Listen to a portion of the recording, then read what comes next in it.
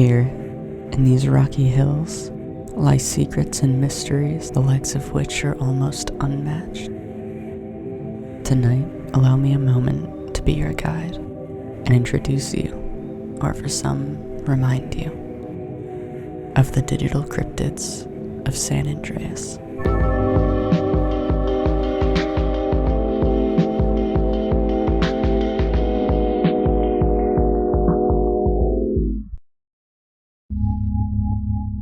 First up, we'll head to Mount Gordo. Nestled in the northeastern corner of the map, you'll find one of the numerous mountains dotting the landscape of Grand Theft Auto 5. While it may fall short in height to many of its neighbors, it has a defining feature of its own. Upon this mountain, in March of 1978, tragedy struck, as the wife of actor and future politician Jock Cranley fell to her death. Their relationship was rocky, with an ongoing dispute over Jock's desire to move into Los Santos in pursuit of his dreams of becoming a stuntman. But any chance of him being stopped disappeared with a shove. Due to a lack of evidence, he was never found guilty. But his wife Jolene wouldn't go so quietly. If one were to approach the southern end of Mount Gordo between 11 p.m. and midnight, you might make out the white glow of an apparition, floating in place atop a rock. The spirit of Jolene Cranley Evans, tormented and kept from rest, still cursing the name. Furthermore, should you travel down eastward from this location, you'll find a small campsite, where if you're lucky, you might hear the faint and ghostly words of the couple's final confrontation.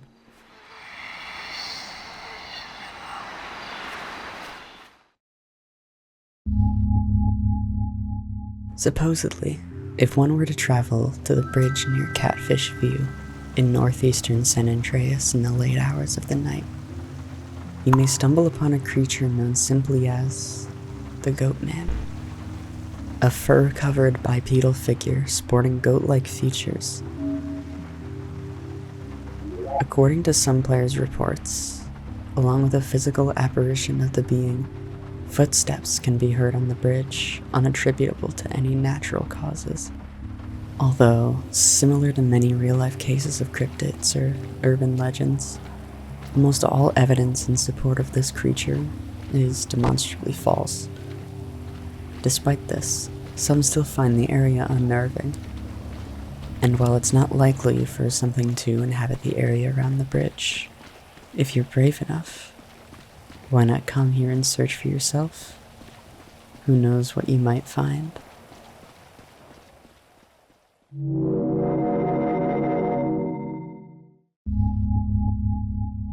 Let's take it back a bit for this one, to another San Andreas.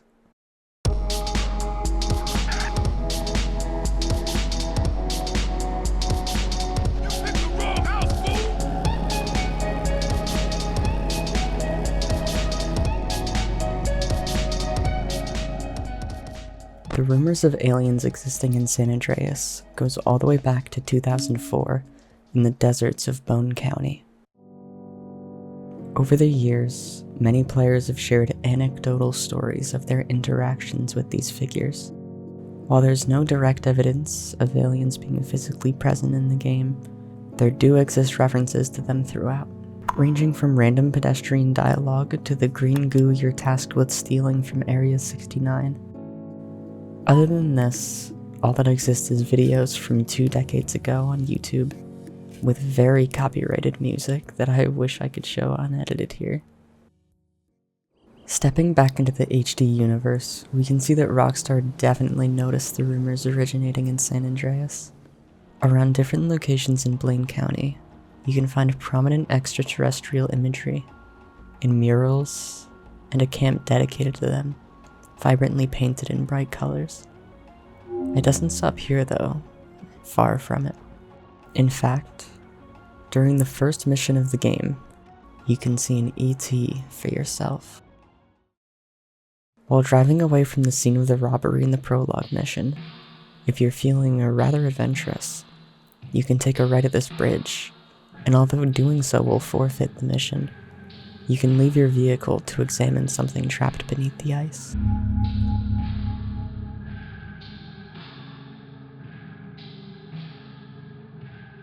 Moving forward in time, a total of 4 UFOs can be found around San Andreas.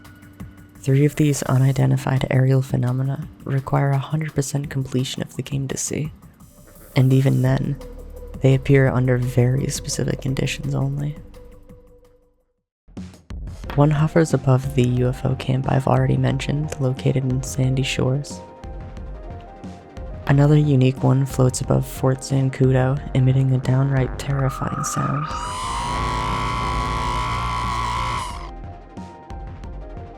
Above Mount Chiliad, this one stands, requiring both completion and a thunderstorm at specifically 3 in the morning. Lastly, lies a UFO accessible at any point, granted you have access to the submarine. Off the northern coast of the map, this one rests, bearing striking resemblance to both the Chiliad and camp saucers. There also exist many more references to aliens and UFOs within Grand Theft Auto Online, but I won't be covering that here. Maybe at some point in the future I can cover how online expanded some of the spookier aspects of this game. Keeping it in the base game though, rumors have circulated for years of an even deeper Easter egg tied in with the aliens, stemming from this mural, seated right below the UFO atop Mount Chiliad. Many players believed that the UFO being just one of the boxes next to an egg and a jetpack could hint that seeing the aliens firsthand was just the beginning of a grand Chiliad mystery. Although, this belief would fade in time, specifically when these things were added into online as DLC.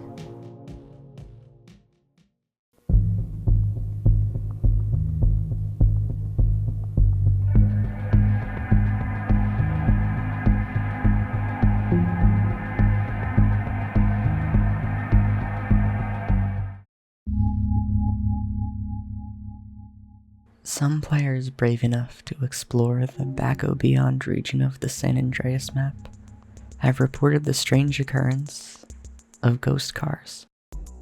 The woods had a few rusty, beaten-up old cars, seemingly left out to the elements for quite some time.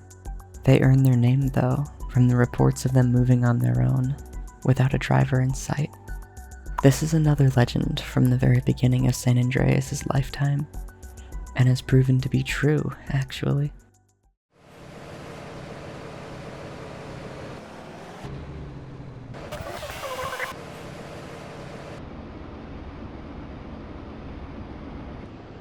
Although some people have exaggerated the actions these cars might take.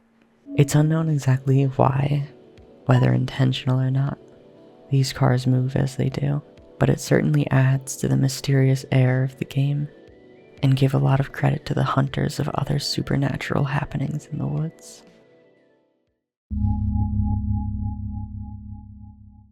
Secluded in the hills north of Los Santos sits an abandoned mineshaft. At first glance, it appears to be nothing more than decorative, but you could try explosives.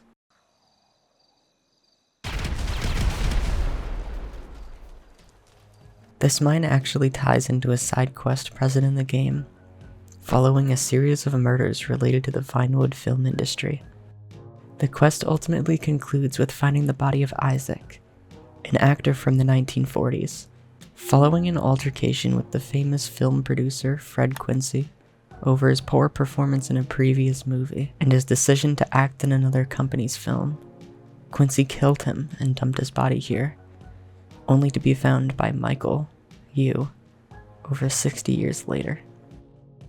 While this is interesting and plays a role in the rumors around the mine, it's not what we're here to discuss.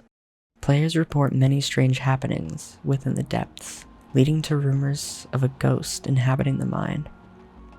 Most commonly, people speak of footsteps following you after passing the corpse in the mine. I decided to test this out myself, and I couldn't conclude whether what appears to be doubled footsteps are intentional or the result of the unique terrain your character is walking over. Take a listen and let me know what you think.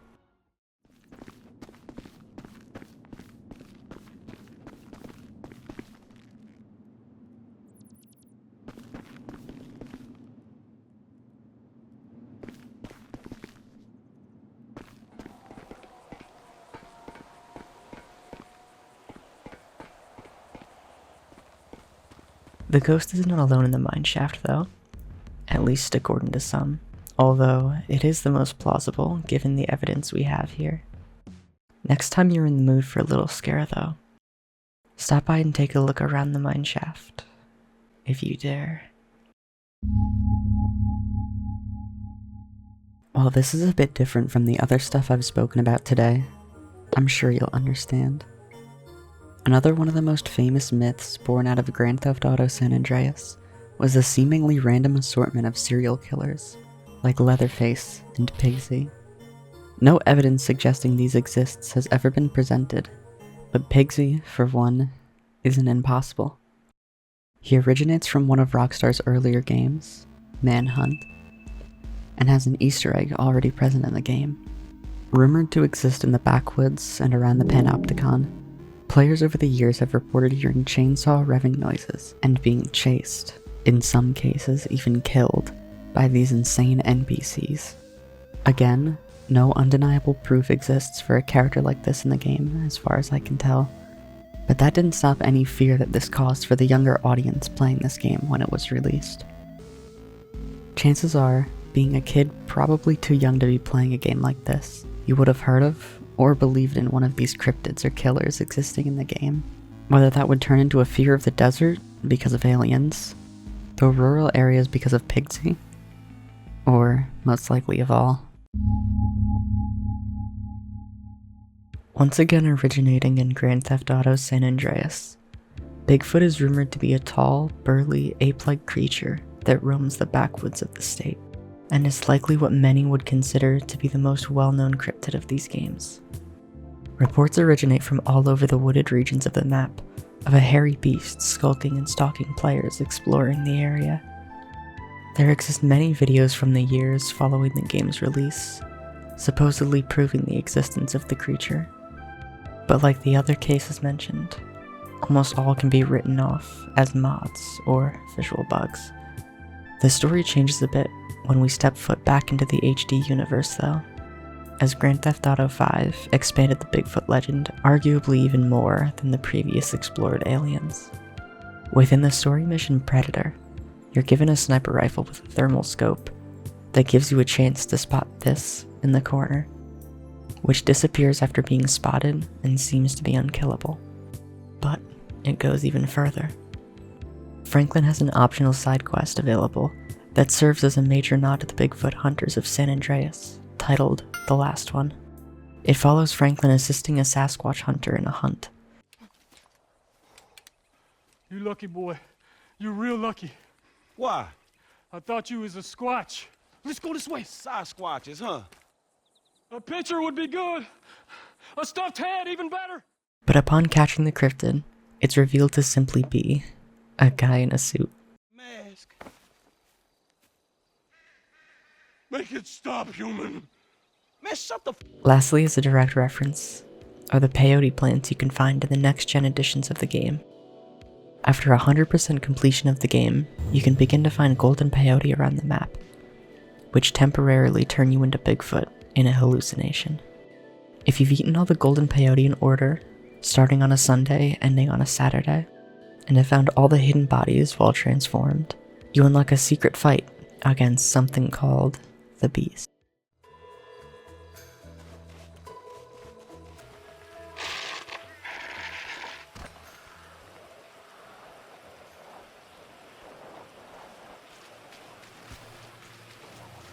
There are many more subtle references around the map towards Bigfoot, but all that's left is speculation and a true hunt for the monster. Due to the majorly cut down amount of truly wooded areas in Grand Theft Auto 5, it reduces the amount of land to potentially hide a real Sasquatch, but the inclusion of a model for it to use in the previously outlined missions lends some, albeit minuscule, chance that it exists out in the wild somewhere. Perhaps under certain conditions, or given enough time, it'll make its appearance. Maybe it could happen to you.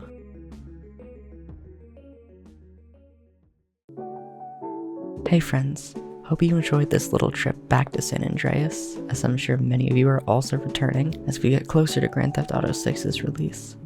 If there's enough time, I might even dip my toes into Liberty City, but Who knows? Here's hoping there's many more mysteries to be found in Leonida. That's all for tonight, though. Good night.